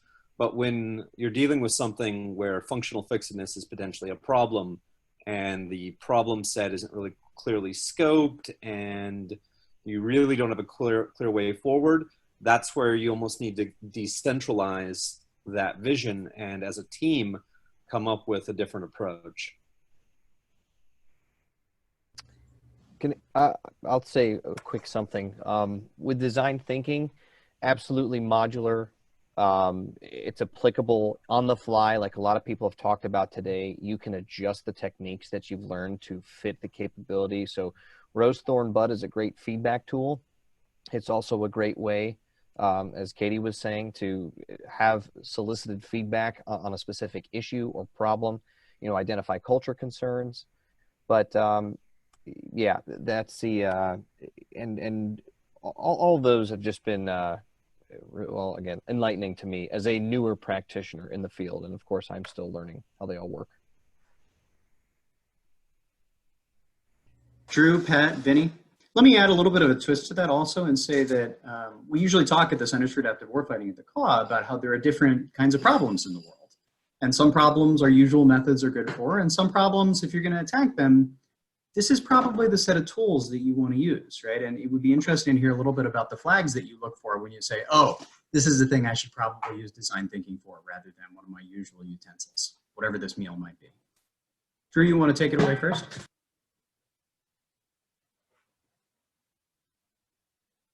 Yeah, I think you nail it. And this is definitely not the tool that solves every problem. And I think that we, especially in the military, have trouble context switching. We're primed to execute, and we're often very much in an execution mode. And in execution mode, hierarchy can work. It can be extremely efficient. You see, if you just look at the natural life cycle of most businesses, they start with an extremely flat structure, and that flat structure enables them to design and develop and iterate on their products and ideas and adapt to the market shifts very, very quickly. But look at the most established companies, and many of them have fully defined exactly what their value is and how they're going to develop that and migrate it into this hierarchical structure. So being able to identify which context you're in and what the set of tools are to enable the best performance in that context is hugely important. And design thinking certainly lends itself very well to those types of problems where you're in the design space and you have something that you need to figure out. And especially if you have a broad or diverse audience to bring to bear against that problem. Known problem, known solution, go execute is a very different sort of thing. Rich, did you want to expand on that? And then I want to kick it to Pat or Vinny or Josh to make sure that the folks who aren't usually the first into the fray still get into the fray. Yeah. What I was going to say is that a lot of the reason that large organizations are more hierarchical has something to do with a number called Dunbar's number. There's actually a number of, it's about 150. If you look at Mennonite communities, Amish communities, or small organizations, even military units that are under about 150 people, they're able to operate with a flat org structure because that's the maximum number of loose personal connections an individual can have, just about 150. There's a company, the company Gore-Tex, for example, when they build their factories, they literally only put 150 parking spots in each of the parking lots, and then they just build a new building each time the parking lot gets full and people start parking on the lawn. That's true. But that's part of the reason why that is the way it is. We have a question too I want to direct to Katy. What is your vision for scaling these practices across the IC? It's a great question. The three areas of focus for my team are skills, incentives, and implementation. So how can we help educate people, whether they're already practiced innovators or the innovation curious and help them upskill and feel more confident in this. The incentives are how can we ensure that there are explicit and kind of more subtle incentives in place, whether that's helping people use these design thinking skills and be rewarded in terms of promotions or in terms of their annual assessment, but then also how do we help nudge people who might traditionally be a little reluctant to support innovation to be more enablers of it. And then the third is that implementation side. So how do we help people get from idea to the finish line? And then what we've noticed is when something gets implemented in one of the IC elements, they want to use it for mission purposes, which is absolutely fabulous. But then how do we make sure that it gets shared and replicated across all of the parts of the intelligence community? So that's why my team is working on all three of those, not just with the skills. And so we have a whole bunch of things going on in all three areas, ranging from creating an innovator's toolkit that's available for people. So that's easy access to training materials, templates, things that can help them go faster and go bigger on their efforts. Setting people up with mentors or with people who are offering to teach the skills that they themselves are seeking. So we kind of have a skill offers and asks meeting place called the Oasis that we're building. And so we're working on different sample language to help so that people can get rewarded for innovative activities in their annual assessments, and then really helping to lift and shift and pivot and franchise things as they succeed in one area so that they can be shared across the community. We're a small team, and so we're really working with people from all over the intelligence community and the broader national security community like you guys, which is why I'm so excited to be here and connect with you all.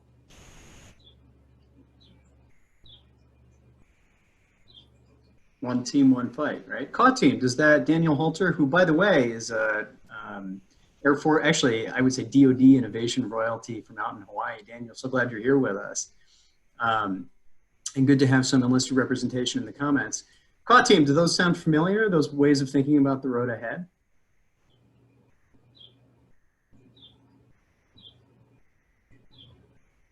The shaping the road, is that what you're hinting at? How we're gonna move forward, John? Skills, incentives, scaling, franchising. Ryan, I see you nodding over there. Yeah, and oh, I'm sorry, and that goes to like the second question that was asked there, like, and how do you get this started in an organization? And I'll go back to last week when Colonel Lyons was talking about it and his innovation leadership course. That it's not so much the idea, it's not so much the process. It is the confluence of the people that are willing to do it to drive the adoption of a new practice in a community. So it's really difficult to do this alone. And so being able to see these disparate teams all kind of working towards the same goal with a common framework, but like as this insurgency and these cells that are able to work together is what it's going to require to move this into common practice, I think, in the DoD, which is sorely needed. And it has room everywhere, so there's no reason not to, but it will require effort for the coalition of the willing.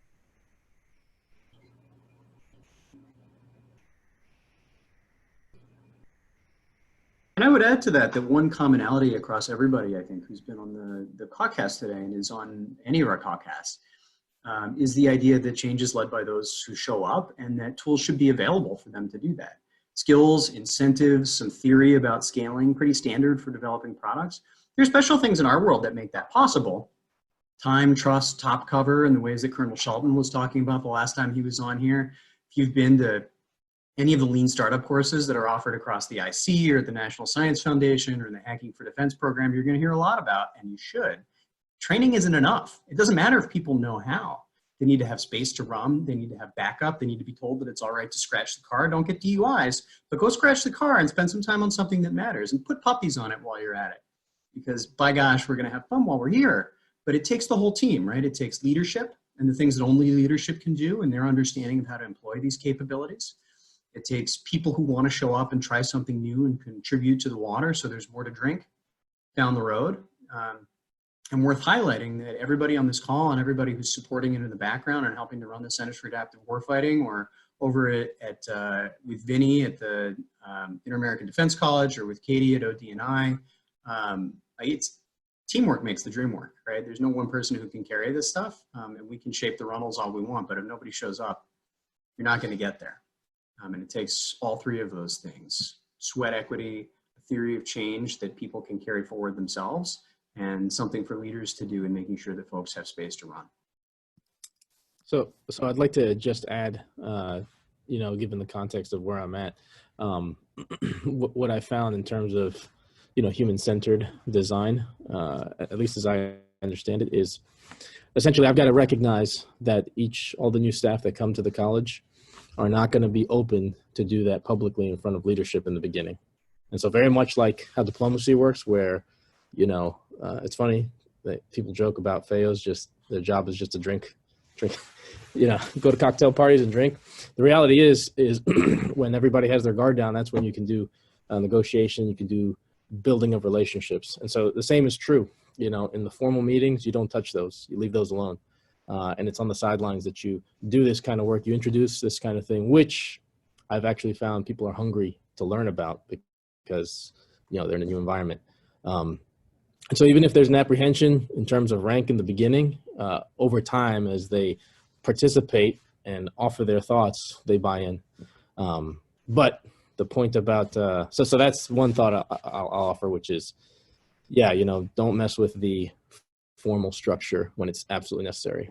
But in working groups, dig into this. And then the second thing was the top cover is key. The leadership basically saying, yeah, go try it out is pivotal.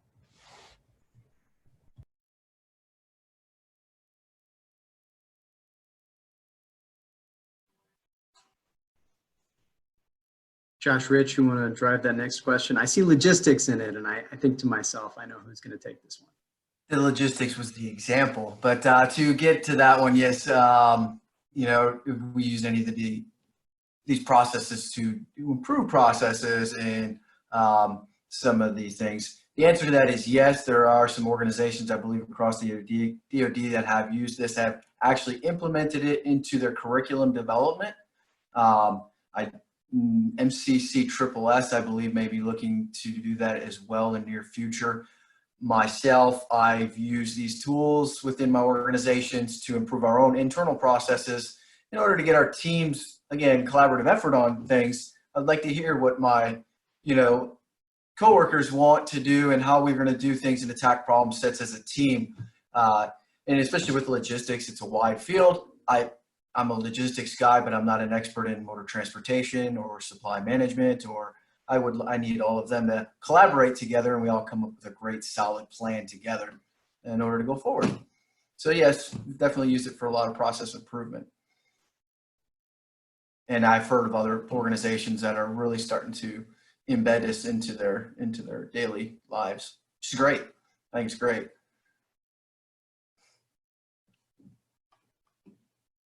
Who else? Hopefully that answered the question we had there. The next question up is how is anyone using design thinking in our current environment, which is a very tricky question to do. And I think some of us are dabbling around with that with some of the different tools out there right now. Mural being one of them. I don't know if we can pitch some other things, but John, you got a couple others, I believe. We run into a lot of folks who are experimenting with new ways of doing this. I mean, I think it's the essence of change that it also comes with opportunity. Necessity is the mother of invention, right? And not only, as it turns out, are we all teleworking by and large, but so is everybody else, right? Which actually makes it easier to communicate in a variety of ways. And the meetings that are canceled, the spaces that people are usually in that forbid certain kinds of communication. And now even informally, you can sort of spitball about stuff, and the opportunity, the aperture is much wider for spending time on how might we questions, right? Which often end up being the most powerful and should come at the beginning of any process anyway. I would be curious to hear if any of our other panelists have found opportunities to apply design thinking in particular for this crisis. I know that as we were, I spoke yesterday at the Defense Innovation Network innovation talks. I think former commandant was on right after me, General Neller, about how in this crisis, what you want to do in any situation of complex uncertainty, to your point from earlier, Drew, is figure out what the center is, the feedback that you're responding to in order to make your way forward. The lights are switched off. You don't know what the rules are, what moving forward looks like, who you're supposed to be serving, how you're supposed to be doing it, how you measure success. You got to try something, and you have to have someone to serve in order to do that, because if you're not making a difference for somebody, what's the point? So the process of figuring out who are the people who need N95 masks, how do they usually get access to them? How is supply constrained at this moment? What exactly, if we're making a wallet for somebody, to Katie's excellent point from earlier, what do they need that wallet, or in this case, that mask, to do? And what are the constraints on it? And if we're thinking about something that could be manufactured rapidly and cheaply at scale across the country based only on a technical data package, who are the players there? How do they get access to those? And how do you scale up production in response to the orders we received recently in order to make sure that the people who have it, need it, have it in the time that they need it, in the format that they can use, in a way that helps them to make the maximum possible difference? And how do you go ask them what that wallet needs to look like in order for it to maximally serve them? But it certainly needn't only be in response to COVID. I wonder what other folks are doing in these moments to take advantage of these techniques and this opportunity. Yeah, I'd like to talk about that, actually. I think one of the silver linings of the situation we find ourselves in is that people are really thinking about others more. So for the first time in a long time, when someone says, "How are you doing today?"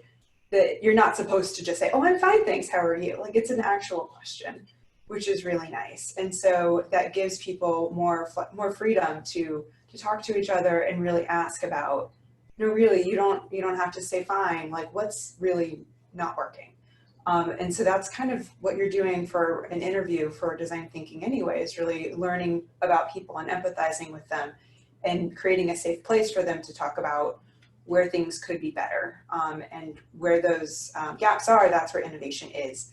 And I think also because so many people are working remotely, we get a bit more insight into them as humans, because when we're in the office, it's a bit more of a sterile environment. We're in our business clothes or in uniform, especially for your case, and they're kind of standard issue cubicles, standard issue offices, and you choose what you share with people. Whereas now, we're looking at each other's backgrounds, and people notice the triathlon medals or whatever it is, or you see someone's kids running around in the background or their cat, and it gives people the freedom to be more of themselves. And I think we need people to bring their whole selves to the problem always, because that's where you get the really innovative ideas and that lateral thinking, and people feeling comfortable applying all of their knowledge and not just their current role or their current rank. And so I think that because we're allowing ourselves to be human and to appreciate ourselves as really diverse and vibrant people, that we'll be able to accomplish a lot more than if we had been kind of stuck in our cubicles. So that is some semblance of a hopeful note to end on that. Oh, that is awesome. I know we're coming to the end here, so as the fuzzy fledgling innovation chick, I would love to hear what those of you who have fully grown feathers and expanded your design thinking wingspans, like what's been so intoxicating for you? Like, why does this process work? Do you have any specific experiences that you could quickly share, just in a quick round robin with everybody? Can I chime in first? I would say the biggest takeaway that I've had is that there's an ebb and flow to each of our individual careers and each of our individual developments.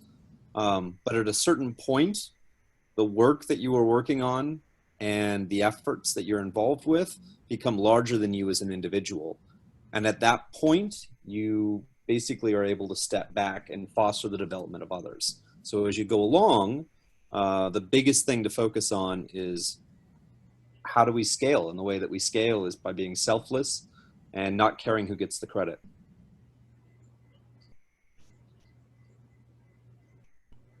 Yeah, Rich, Maybe somebody who hasn't spoken in the last few minutes for the next one.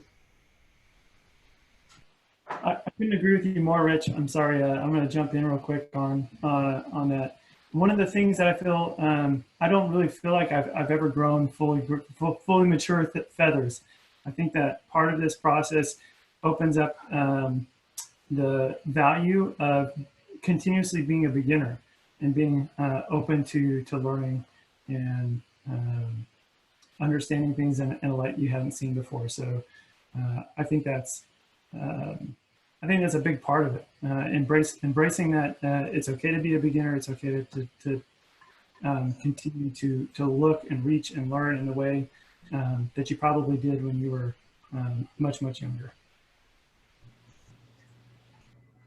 So I just wanted to add that from my perspective,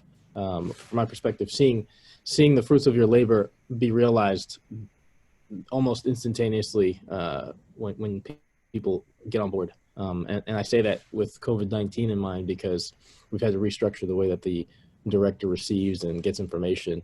And really, it's to the end, it's so that the students that come to the college have the information they need to protect themselves and feel like they're still getting their education. So it's really rewarding to see it happen so fast.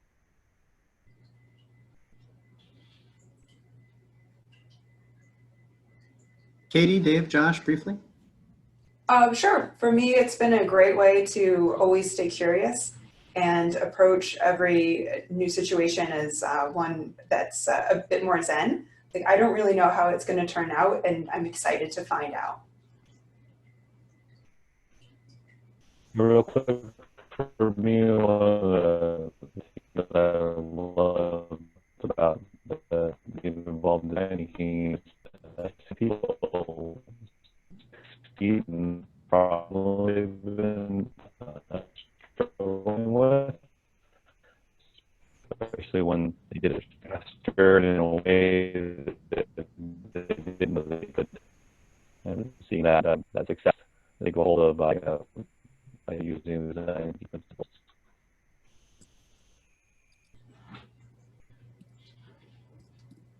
Can you guys hear me? I think we're coming in broken here, Dave. Can you hear me? Yeah. I'm going to put you back on mute with Sorry regret. about that. Connection is weak there. Josh, you want to close us up on that question? I used the, I came into the design thinking, I think it was back in October, maybe before that, not even sure. Met Brandon and John and got put through this class, did some mountain exercises. And after being in the military almost 20 years and then seeing this, it was like, wow, just this teamwork thing is being presented in a very easy method with throwing a bunch of stickies on the wall and letting everybody have a voice and leadership, hearing those voices, putting ideas and plans together. I was like, this is a great tool. Been looking for it forever, like something just simple. Because I'd like to, have a team that works together and get things done, and everybody gets a chance to say something, and I just embrace it and enjoy it and love it. I do use it. I use the stickies and do a logistics plan to figure out how am I going to move from A to B and feed it and fuel it and do all the other fun stuff. And again, I don't have the answers, but a lot of other people do. And even down to the lowest, the highest level, everybody has a vision and a viewpoint from different areas, and hearing what they see or what they experience and bringing that and putting that plan together. It creates a great plan, and very fast too, very rapid. You can get a plan together. So yeah, definitely use it, love it. Works great with logistics. I know that. We have a picture we keep at the office of a sticky note of feedback from one of the junior Marines in one of the larger sessions we ran. We try to get feedback every time we do anything. And we'd ask, how'd this go, right? We got 60 of you in here. We got 20 of our students, and the students are practicing these facilitation skills on you. Write what you think is going on, write how this feels on a sticky note, put it on the ground, and we'll collect them afterwards. And we did. And one of them said, in pretty classic Marine Corps block lettering, it feels like it's actually possible to make a difference in the Corps. And others said things like, we got to talk today and somebody cared what we had to say. And moments like that, that feeling, first of all, and it being possible anytime, any place, you just kind of bow, step onto the mat and use these tools, and you can help people to communicate that well together. That's worth it on its own. But I think it's also, at least for me, a pretty powerful reminder when we have the opportunity to use these tools, that that's why a lot of people join the service or come into federal government service in the first place. It's because they care about other people. You know, you say, I'm here for the mission, but most of the time what we mean is, I'm here because I want to make a difference for somebody. I think there's somebody who depends on me and I can do something about that. And it's tremendously moving for me when we have senior officers, 06s facilitating for lieutenants, or we got, 04s and 05s facilitating for anybody else, senior enlisted, junior enlisted as well. And they're looking at people who they wouldn't ordinarily ask, like, how you doing today? How do you think we should do this differently? What am I missing, even though I outrank you, about how to think about this, or what could make the road ahead a little more clear? And they really desperately want an answer. And the people they're talking to know that. And those moments, the click, as it becomes clear that that's the case, and the enthusiasm with which people throw themselves into that breach is such a powerful reminder of why we're all here. It bowls me over every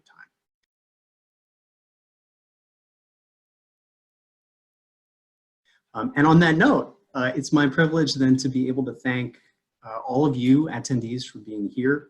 We've been with you for a couple hours now. It's a huge part of your day. We really appreciate that. We're all on telework. Maybe 3/4 of you are in your PJs. Maybe all of you have a puppy handy, according to the Katy Tobin rule. I sure hope so. But I also want to thank the panelists who've taken time out of their days to make this not just a panel on design thinking in the DoD and IC, which, if we could just step back for a second and appreciate that we just did one of those, but also a purple panel. We got representatives from every force here helping it happen in the background and speaking, and also members of the IC.